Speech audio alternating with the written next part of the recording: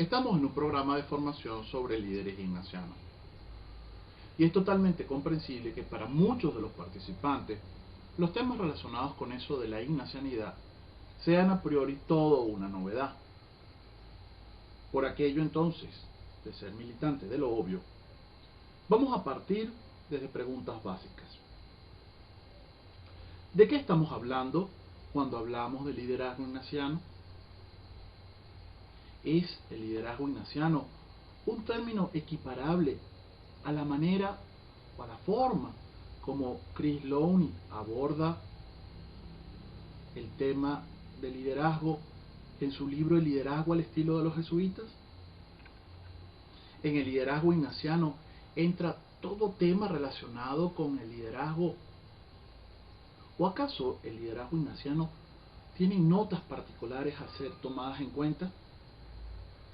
En honor a la verdad, toda persona que reciba el certificado de culminación del programa de liderazgo puede autocalificarse de líder ignaciano. En todo caso, ¿qué criterios de verificación se necesitarían para poder contestar a esta última pregunta? Para contestar esta pregunta podríamos utilizar la gramática. Así, la palabra liderazgo es el sustantivo y la palabra ignaciano es el adjetivo que califica este sustantivo. El ignaciano, en este contexto, especifica el liderazgo, lo particulariza, lo hace que sea eso y no otra cosa.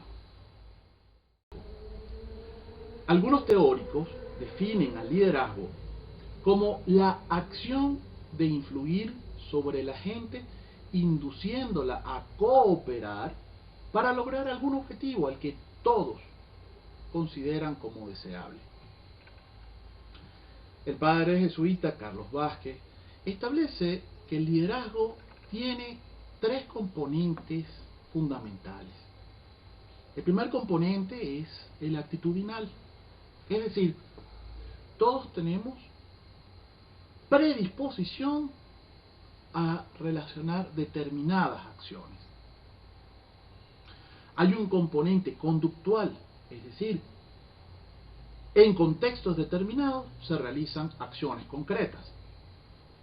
Y hay un tercer componente que se refiere a las capacidades personales, las habilidades, destrezas y talentos que cada uno puede tener.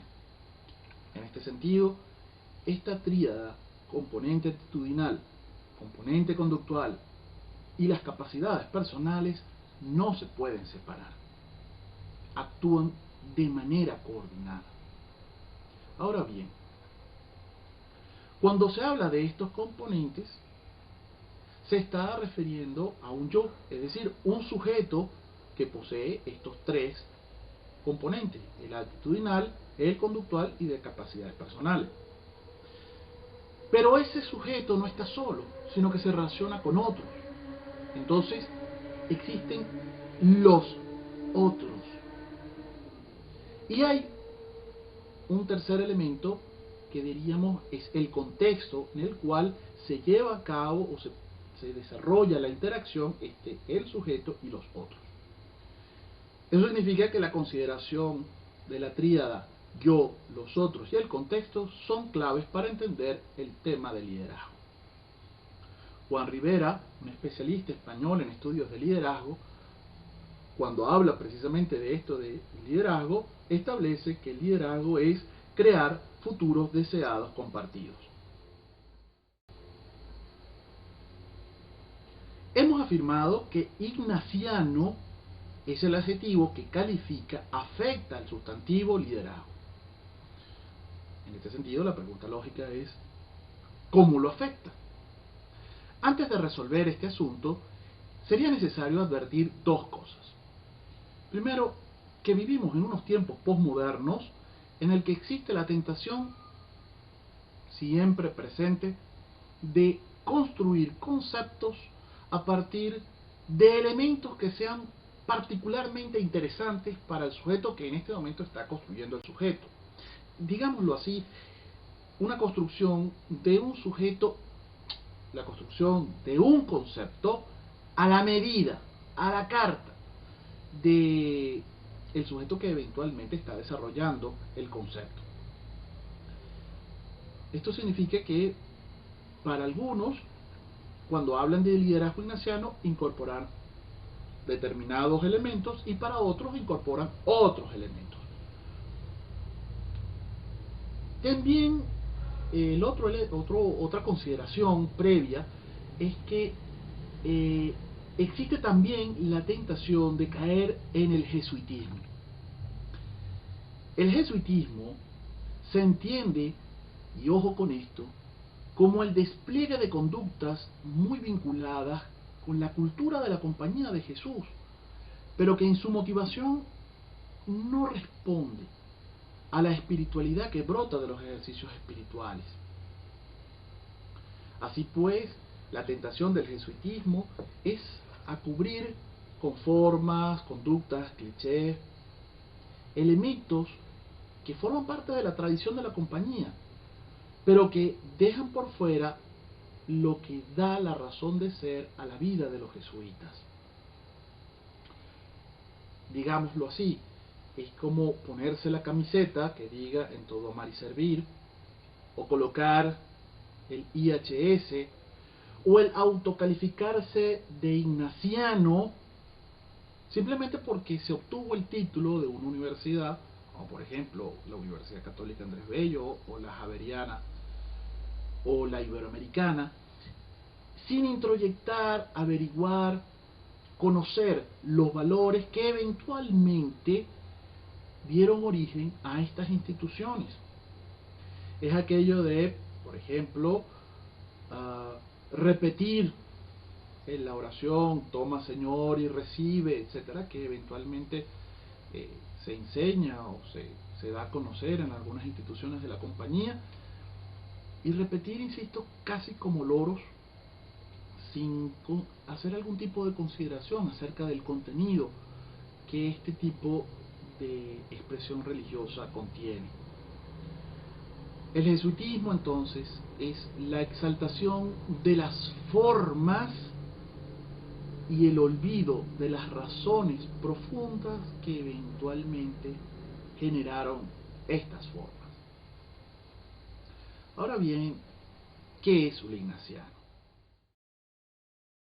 Cuando se habla de que algo es ignaciano, se está diciendo que ese algo es o se está haciendo de acuerdo al modo, a la manera, según la visión del mundo que tenía Ignacio de Loyola.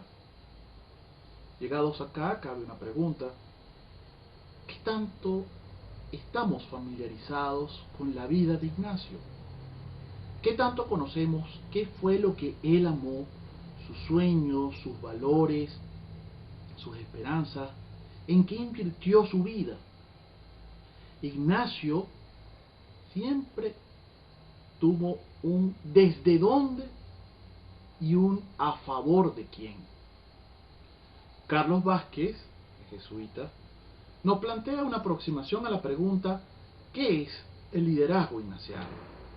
De acuerdo a Vázquez, el liderazgo ignaciano es un estilo de vida que, al servicio de la misión de Jesús, se inspira en los ejercicios espirituales para orientar y acompañar el proceso de desarrollo humano en lo personal y comunitario hacia la excelencia integral en la formación de hombres y mujeres para los demás y con los demás.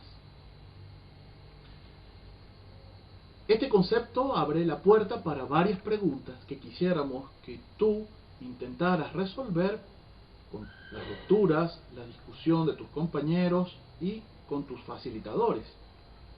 La primera pregunta: ¿cuáles pueden ser las actitudes fundamentales que se deben cultivar para decir que una o unas personas están viviendo el liderazgo ignaciano? Desde la perspectiva de la capacitación, ¿cuáles pueden ser las habilidades y destrezas más importantes que deben ser cultivadas en la persona que se identifique a sí misma como líder ignaciano. Y la tercera, en nuestra formación como líderes ignacianos, qué cosas deberíamos tomar en cuenta para no vivir desde el jesuitismo